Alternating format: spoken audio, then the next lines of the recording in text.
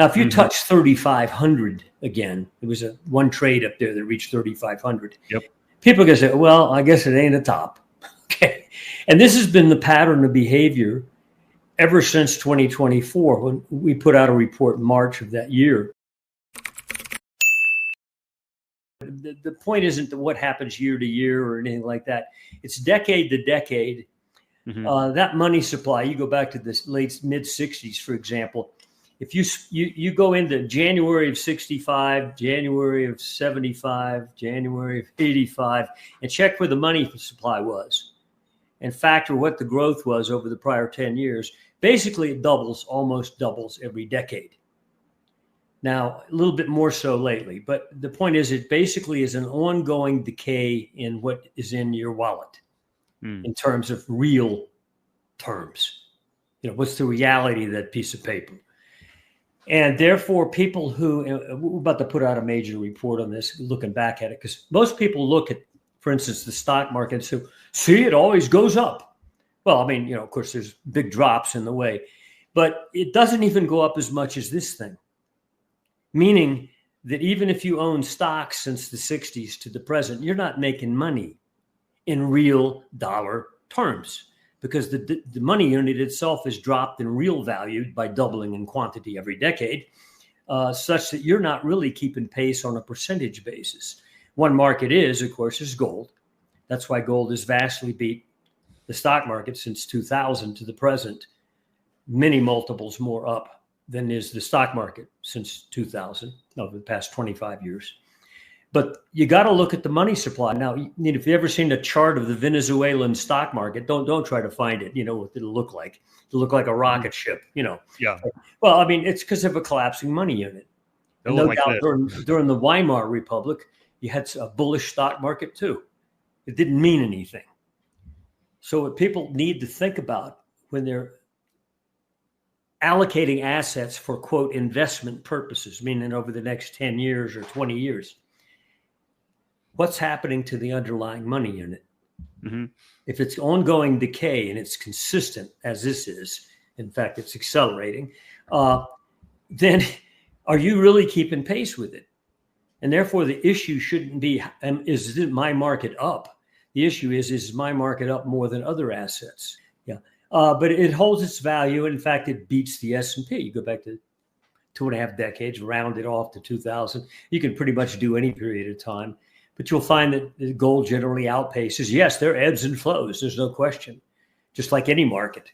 But in terms of investment timescale, decades, gold holds its value. If your granddad built a house, okay, your granddad, let's say, probably cost him $2,000. Okay. Okay. And the same house today might cost $400,000 to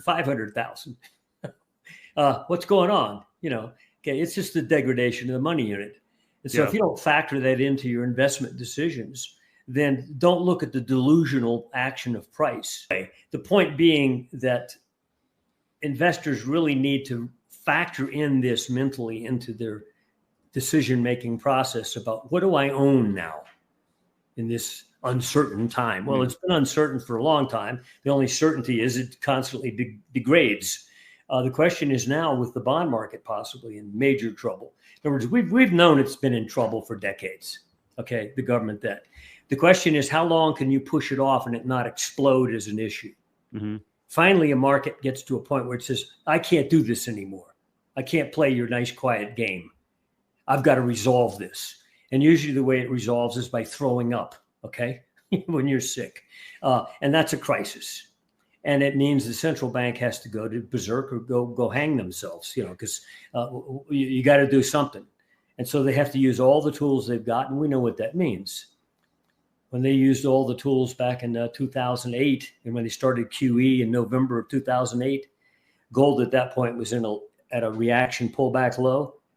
It exploded from there. QE helped gold, not the stock market. Stock market kept going down for 6 more months. But anyway, the point being, I think the bond market is a place to watch now. Very important. And also the dollar will help exacerbate that situation. Every time gold makes a high, there's this crowd on the internet, analyst crowd, that says, oh, that's the top. That's the top. It's gone too far. It's got to go down, or it's going to have a major correction. And like a recent month or so, I think all the crowd has been saying, we're going back to 2,800. Mm-hmm. So there was a major shelf back there or something, whatever. Anyway, so we had this quick drop that occurred. This must be weekly here. You had that quick plunge there and immediately recorked back up to near the highs again. Now, if you touch 3,500 again, there was one trade up there that reached 3,500. Yep. People are going to say, well, I guess it ain't a top. Okay. And this has been the pattern of behavior ever since 2024, when we put out a report in March of that year. So 14 months ago, that said, gold is awakening. It's going to resume its bull trend. At that point in time, it had been capped just above 2,000 for 3 or 4 times. It got up above 2,000, knocked down. In March of 2024, it moved up through 2,000 again, and it, boom, 3,500.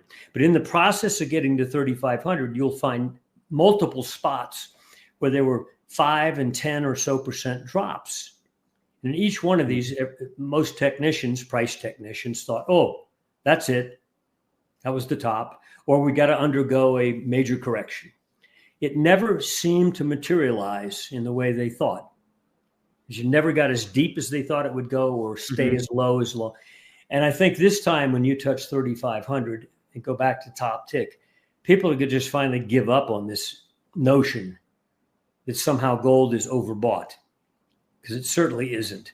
And also, if you ever get to 3,500, you can bet silver is going to be $36 to $38. Okay, it'll be blown through its structures. But I think we'll get acceleration at this point, meaning there's a point at which the arm wrestling advance in gold and silver since 14 months ago.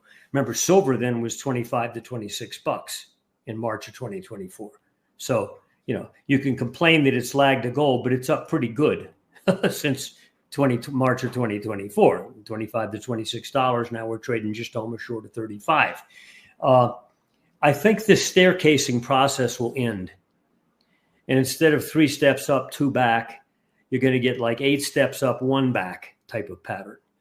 And I think that will be associated with probably these other factors we've been talking about. Acceleration, decline of the dollar, sense of crisis about T-bonds, stock market uncertainty, all those factors will cascade together and create, I think, a more sharply ascending pattern in the monetary metals.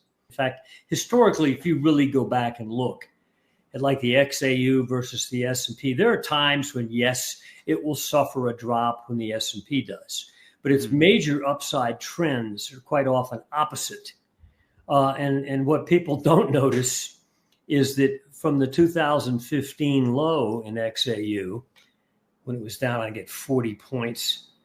Now, if you measure that and where you are right now, and it's up more than the stock market, but nobody gives it credit because of all these pullbacks. Back in 2015, I think the S&P was 2,000 area. But nobody's pounding the table about the gold miners. And yet in reality, if you measure the metrics like GDX versus S&P or whatever, and by the way, the recent action of the last 4 or 5 months has caused a spread breakout, meaning upside versus the miners relative to the S&P on a performance basis, not just the bigger picture, but there was a pullback during the years from 2020 through 2024, where you could see that XAU went sideways while the S&P went up. So during that time, it underperformed the S&P by going sideways while the S&P went up. It's broken out of that pattern now on the spread, indicating XAU and GDX are now an outperform trend relative to the S&P. So they're back in gear again. And I think they'll be a better place to be than gold. Far better. I'm very bullish. There is a trigger number we've got that we've traded above a couple times last year and this year, and it adjusts every year. It's a 3-year average of the Bloomberg Commodity Index. Well, we slipped below that average about 2 years ago when we came off that 2022 high. There was an oscillation sideways, really, where it didn't really go down. It just didn't go up much. Okay. And I think that we're about to reassert ourselves in a strong next wave, much like that wave you see there that occurred in late 2020 through 2022, where we exploded. I think we're at the point of another explosion. And right now, momentum says, no, think up, don't think down. You've had your down. It's been here for 2.5 years. They've been trying to pound the Bloomberg below 100. They get it below 100. It goes back above 100. It oscillates either side of 100 on the Bloomberg Commodity Index. And it's right now 102.5, I think. You get up to about 106.5, close out a month there. And we've been up to 108 in recent rallies. Okay. The range you saw in the CRB is similar to the range in Bloomberg.